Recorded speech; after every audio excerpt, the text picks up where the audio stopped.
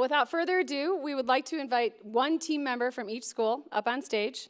Milo, Mark, Joshua, Tariq, come on up.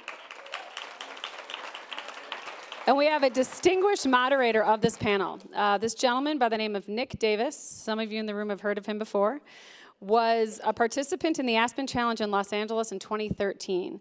He and his school won the Aspen Challenge with flying colors. They literally built an aquaponic greenhouse on their high school campus, which is still in existence today and is still part of their entire school culture. As a matter of fact, Nick is going back to LA to serve as a consultant to the school to continue developing the work of the greenhouse on the campus. So Nick, please come on stage. It's an honor to have you back. And Nick's going to talk a little bit about his work and ask a few questions of the students, and then he'll toss it to you all for questions. Can you hear me? All right, how's everyone doing? Good. Give it up one more time for these schools and the awesome challenges, yeah.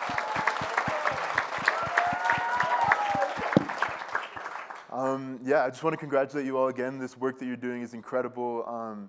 You're saving lives, feeding people. It's no small feat, honestly, and you really earned your way here. So I was asked to talk a little bit about how I got here, and then I'm going to ask you all a couple questions, and we'll open it up to the crowd. So for us, as Katie said earlier, our team built an aquaponic greenhouse, and I want to talk a little less about what we actually did and more about what the challenge did to us. When you come from a school, I went to Westchester High School in Los Angeles. I'm from Inglewood. Every day my freshman year of school, we had to walk through metal detectors to get into school. And thinking about that as, in terms of from the first day, the expectation that the administration and the teachers and the police have of you is to be somebody who is delinquent or who is going to be a threat to the community and your surroundings. And I remember walking into the Aspen Challenge room for the first time and knowing there was going to be important people, not having my bag randomly checked for knives or guns. I remember walking in to smiles and hugs and people saying, "You're the future, we want you here. We don't think that you're gonna mess anything up. We're not scared of you being in mobs and gangs and whatnot. You're here to make change." And I think that fundamentally, inside of me and inside of my peers and other people who are given this opportunity, changes the way that we think about ourselves and the way that we can make an impact on the world. Yeah, I guess we'll open it up to questions. I'm really interested in hearing from you all.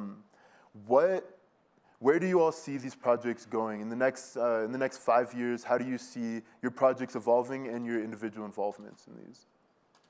I think our project's going to evolve. So, as we did this project, it's now mandated to the 10th graders. So, grades, people that keep coming up. So it's going to keep going because in Kensington it's very poor.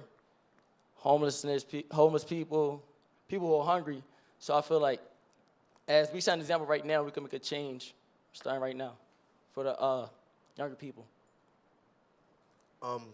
Our goal is not only to have just Meraki in like our school community, but to also expand it out to the whole U.S. There's a lot of food that's going to waste. We have to help America, help the world, help the earth, and just make it a better place by limiting food waste.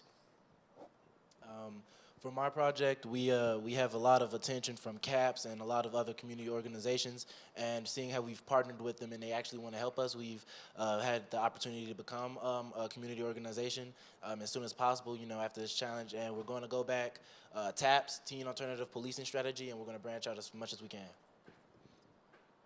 Well, Fit Philly is sustainable, and we continue to have our weekly outreaches and all the events that we have at school, but a problem that we are currently going to tackle is the fact that a lot of schools are in Center City and they do not have gyms where you could implement Fit Philly to teach regular exercise, nutrition, so that could almost like replace a gym class because they don't have a gym class.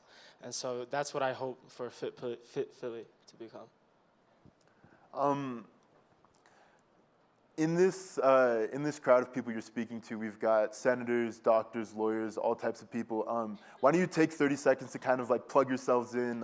What are some of your career goals, some of your college goals? Where are you looking now? What do you want to kind of get from this crowd? If anybody could stand up and ask you a question, who would you want to talk to?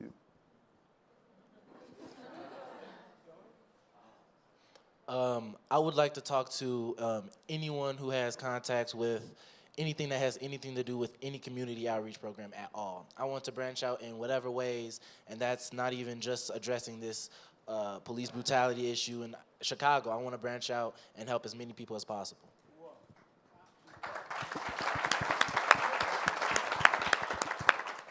I've had to choose somebody. I would choose somebody who works with kids and homelessness. Like, ever since a kid, I always wanted to make change. I wanted to make a foundation for disability kids. Shout out to my cousin, he got autism. Also, I want to help homelessness because I don't like to see people on the streets who starving, struggling, so yeah.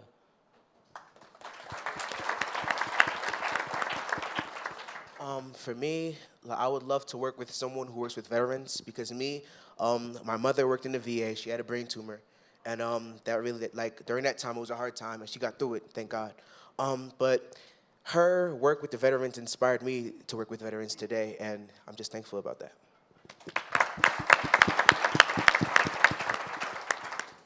If I was able to speak with anyone, I would love to speak with someone who runs nonprofits and helps the management side of things.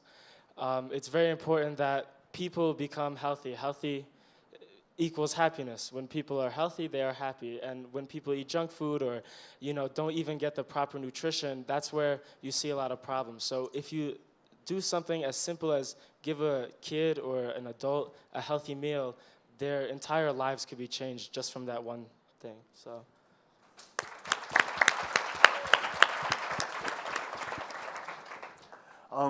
When our team was going about addressing our challenge, we had a very linear kind of step-by-step, this is how we want to do things. Once we decided we wanted to have an aquaponic greenhouse, we were like, okay, this is what we need to do to build it. Something we needed was a lot of student volunteers. And I remember we hosted a pep rally, gave out smoothies, all kinds of whatever, like told people how to cook with kale, all the things that are gonna be grown in our greenhouse. And we said, people, you wanna show up? Like, are you excited about this? They said, yeah. And we're like, all right, come out this Thursday, 10 a.m., let's get to work. We show up and nobody was there. Me and my friend were talking a little while afterwards, and we overheard some kids talking about how they weren't gonna be able to graduate because of detention hours. And we went and talked to our principal, and he made it so that kids could get double detention hours taken off the more time they spent at the greenhouse. We showed up that Saturday, and 115 kids showed up. And so that was kind of an example of a problem that we, coming in, didn't initially predict and didn't know how to solve until we kind of made ourselves more aware of our surroundings and our community.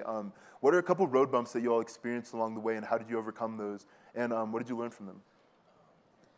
Okay, so like you said, we had issues getting people involved, and we already knew that was going to be an issue because a lot of people in our school automatically hate police just because of the media and all the police brutality and everything that's out there. So what we did, we actually had one-on-one conversations in the classes that we had with these people before we gave out the surveys or really let them know about, what was going on to kind of, I wouldn't say butter them up, but yeah, that's what we did.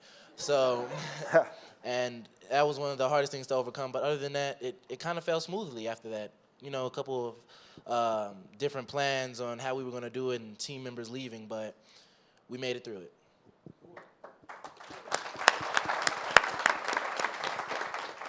Okay, in Meraki, since we, like every Tuesday and Thursday, we went down to our cafeteria and collected food. We got maybe 50 to 60 milks and a whole bunch of fruit. So storage was like nothing. We had 2 fridges. They were filled automatically. We didn't have any space at all. So that was our biggest challenge. And our teachers, we're thankful to you guys for letting us use your space. All right, it's like same for what Milo said. So every Tuesday and Thursday, we took a time out our lunch and fed the homeless and the hungry. So we fed over 100 people a week. So I believe the biggest challenges was just trying to keep getting food. But honestly, I don't think we had no challenge because we went out at lunchtime and people was there, so we gave food out. Absolutely. And then one last question, just really quick. All of you are any of you seniors, or are you all younger? You're going into your senior year, right? So you haven't applied for colleges and whatnot yet. What are you all thinking about majoring? And yeah, what are you passionate about? All right, that's a lot of pressure. Hold up. Honestly, my father is a mechanic, and my mother has lupus, and they say it's incurable. I was thinking about going into either something with, being a doctor or being a mechanic, but after this project, I'm honestly thinking about business management, and I feel like if I can make an impact in that, then different doors are open up, and I might be able to, hey, cure lupus and work on cars. Who knows?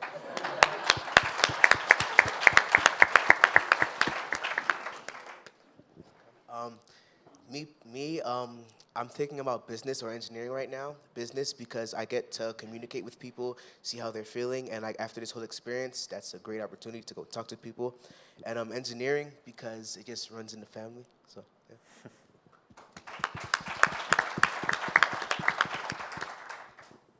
I believe for me, for a major, I would choose theater and minor business because I want to set up a foundation for the homelessness and hungry. So that's my mission.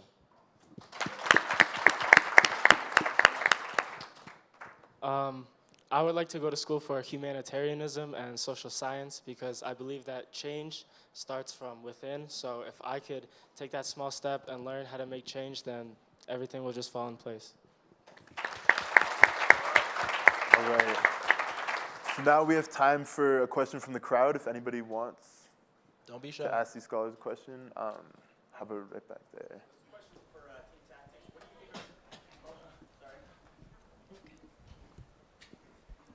Hi, thanks. I'm Brian. Question for Team Tactics. I'm moving to Chicago next year. What do you think are some of the challenges that you foresee Team Tactics having if you want to scale up to other Chicago neighborhoods, other Chicago high schools? What are some of the difficulties and challenges that you think that other high schools may face that maybe you didn't face? What are some of those challenges you think they may have? Honestly, in my community, there's a lot of gangs, and my school is a separate gang from, they claim that, but I don't, so I didn't have that much of a problem. But I feel like having different people branch out and getting over that one speed bump, the gang, whatever you want to call it, and then the fact that they don't trust police, I feel like since we don't have the opportunity to talk to them in class and things of the sort, I feel like it's going to be a little difficult to actually convince them that this is the right thing to do and this is what's needed. But we got this. Awesome.